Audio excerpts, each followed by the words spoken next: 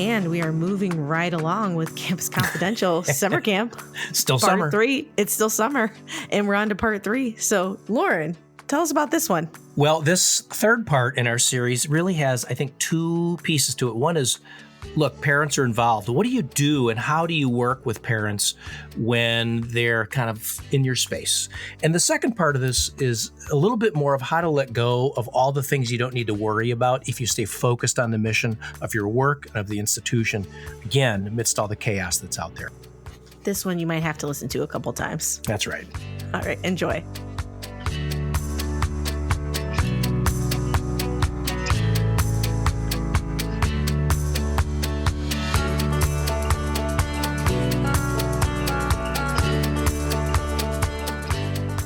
When I was at Michigan, we used to talk about the difference between the math and the 9. If we're really, really clear on the 9, meaning what it is we're trying to accomplish, getting support for students of a certain kind, the math can be 5 plus 4, 10 minus 1, square root of 81 to get to 9. If we can get the 9 clear. Sorry, I was like, square root of 81. I was like, I need to think about this in math class for a second. I gotta think. I'm sure it's right. I'm not going to double check you. It is. It is. I gotta Google it. It's right. It is. Yeah. Corey can cut my bad math out. No, it was just right. I was like, well, this is a lot of math. But if we're really clear about what can't change or what shouldn't change or what won't change, then really any math will get you there, right? Mm-hmm. So maybe that's the way to stay glass half full is to get super clear on the 9 so that the math doesn't throw us off. Because this is somebody else's math. Whatever challenge you might be dealing with in life or career, it's somebody's math. Could be your math, could be somebody else's math. If we can get clear on the 9, then the math is less material. Maybe that's I think that's exactly right. And I think that's exactly, again, at least in higher education on a college campus, our 9 is unchanged. Our 9 is, again, caring deeply, creating communities where people feel at home, getting them from first to second year, from second year to graduation, from graduation into the career, into their careers, grad school, or families. I mean, I think that's what you're saying. That's the 9, right? The math that we use to get them there might change, but the 9's the 9. The other thing we've been thinking about, this got highlighted as a recent meeting. It was the Vice President of Student Affairs at University of New Mexico, and he said he happened to be married to a child psychologist. And so he said, we're almost, kids who experienced COVID in high school, if they went to college at 18 and graduated, in 4 years, like we're just about done with them, right? So we're about to be serving a student population who experienced COVID in middle school. And then it'll be laid out, right? And so how that impacted them developmentally, and then how that impact, will show up once they get to college, we're going to have to keep readjusting to, right? And so, like you said, Loren, the 9 doesn't change, but how you either do the math or show up to make, to meet those goals, meet those 9 things with a different population of students, I think we're going to have to think deeply about it. And students have always been a diverse population, right, in some ways, but there is this interruption to development. And I will say it'll even be different regionally, right? Like West Coast was shut down for, a year and a half, Alabama was shut down for, 3 minutes, right? Days. So like, so, I mean, not to pick on Alabama, but, so like that's going to look different too. And so we've been trying to think about, both like even the positive, hopeful side. So how do we then think about getting those students from year 1 to year 2, from year 2 to graduation? And I think college can be this opportunity that, we can, if we do it right, then we can, sort of level set them, right? If they were experiencing a particular challenge that they still need to really like unpack and grow from, there's an opportunity for us to lean into that. So this makes me think going back to earlier this week, I had someone from a university tell me that they're experiencing a larger number of students that don't know their own social security numbers, don't know like how to do laundry, don't know. So we go back to Dretta's point on basic needs, safety, security. If we think about that, students are coming to college. They're clearly getting into your universities. And this person I was talking to, the university they're at is a fairly high standard of entrance into the university. I'm like, how do you not know? I have to call my mother to get my social security number. I don't know. She's like, this one person didn't even know their mother's name. I was like, okay, well, I think you're making shit up. I don't But know. I can't buy that. It sounds like a trope. But I was like, so I share that to think, okay, where are students coming in?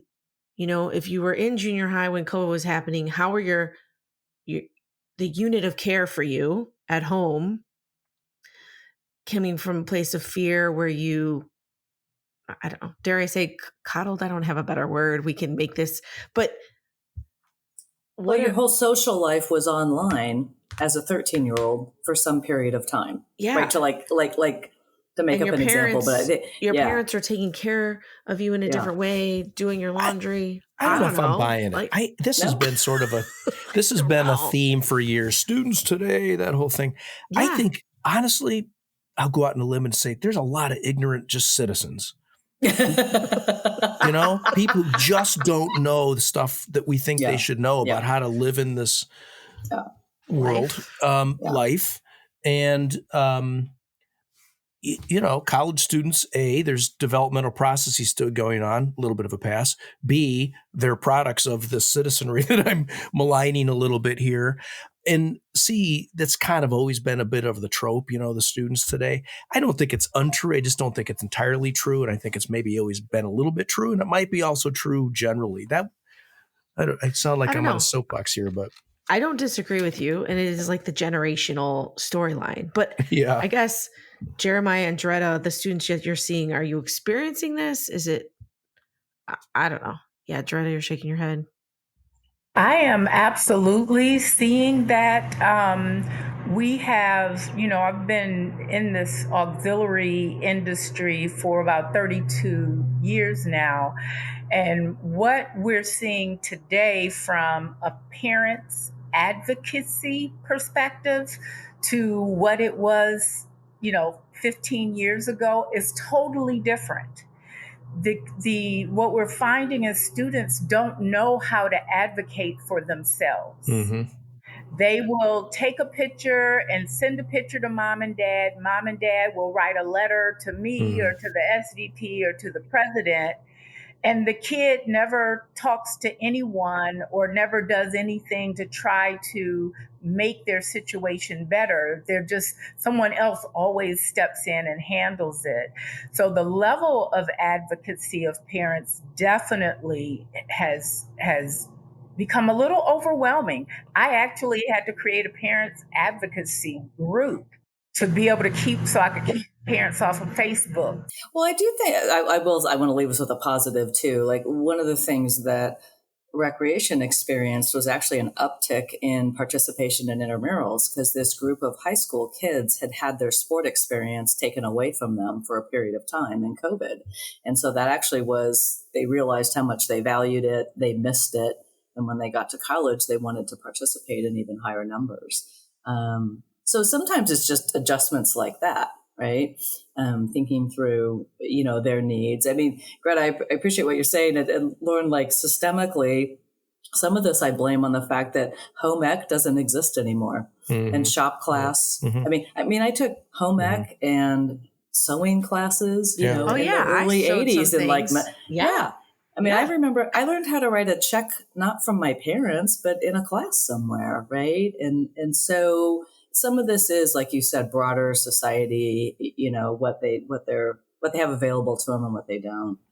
Yeah, I think I tend, you know, Loren, I agree with you. I think that we can, if we want to make a generalization, we can find examples to support that, right? We can certainly find students who are not able. I said earlier that students are a lot smarter than I was when I was in college. I believe that wholeheartedly. Now, in general, are they more socially prepared? No, I don't think they are. I think, and there's probably, I don't know, there's probably research that says something similar. And if not, this is just sort of my take. But, I think that, I think that students are coming to college having had less time out of the presence of adults. I think that for whatever reason, I think that kids spend more time with adults than I spent. We would leave at 9 a.m.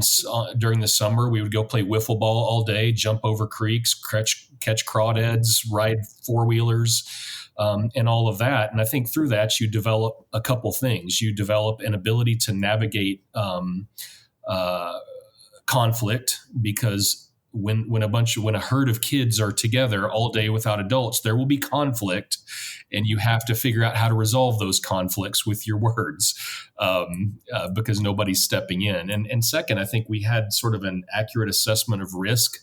If we climb this fence, and after you've seen a compound fracture as a kid and had to figure out how to get him back to the house, your risk, you understand risk a little bit more. And I think that sometimes college students come without those two abilities, and certainly sometimes without the ability to navigate their own life because they've had a lot of help. And I don't blame them, right? I mean, in college is the perfect place to sort of give them those skills because they can handle it. And I think they're hungry for it.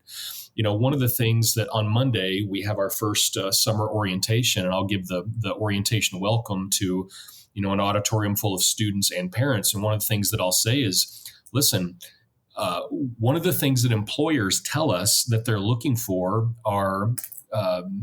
is the ability to solve problems, to engage in problem solving. That's something we can kind of teach in the classroom, but really that's learned through life. And parents, we need your help with this. We need you to let them solve their problems, because I promise you they're going to have some. And so I said a lot there, but I do think that there's probably a difference between college students now and before. I also think there are good differences that we can leverage to help them be really, really good in the future. And there are some things, whether it's, again, unstructured playtime, social media, there are all sorts of reasons why they might come in prepared in the ways that they have been. But I still think there's an opportunity to have a tremendous learning experience on a campus. I love this, solve their own problems. Following up on that, Jeremiah, how would you recommend that folks in our operational roles, how do we reach the parents, remind the parent to let the student advocate for themselves? Because that seems to be where the rub is. It's not, if the kid had some structure in that, don't send me a picture or don't call me, go talk to the manager, but they're not getting that. So how do we close that gap? I think there's lots of different answers for that, but I think at a basic level, we have to at least acknowledge the parent's experience. I mean, my mom didn't have an app to track me when I was in high school. She didn't have real-time access to my grade. I mean, they're accustomed to literally having a tether. And then when students come to college, it just changes overnight. So they're reeling too. And so I think we have to acknowledge where they are, and they're not trying to not be helpful. I think they're just being helpful in the way that they have been for 12 years. Right. But I think that one of the conversations that I've had with parents is, listen, I'm happy to have you be a part of this navigation, but let's put your student in the driver's seat. Right. Let's give them this opportunity. You are welcome to be involved with this, but they really need to be the one that's sort of communicating. You can be there to support them. We'll work together to help them get to a better place. But to the extent possible, I've sort of asked that if the student is not part of the conversation, the student needs to be part of the conversation, because essentially the student is the one that's our shared responsibility. And so there's lots of different ways that can work, whether that's, navigating a logistical issue, a conduct issue, a health and safety issue, or what have you. But I think trying to find a way to put the student in the conversation, they may not be in it independently because they may not be ready to, but at least encouraging the parent to let's invite the student in so they can be part of that. We've had some success doing that because it's a long distance between dependent to independent. You have to move through interdependence first, right? And we're in that interdependent space. Yeah. I think that's so true. I'm remembering my daughter was a first-year student at the University of Michigan when I was working there, and I supervised, among other things, dining. We opened a new dining hall. And, when you open things, like, you got to work the bugs out. We opened it like right before students came back. And I got this text of this picture about a week into school, and the line was out the door. I mean, we were not serving people quickly. If she sent me this picture, this line, as if to say, Dad, you need to fix this. So I texted back the link to the online comment form so she could complain if she felt like it. 100%. That's good. That's great. Oh.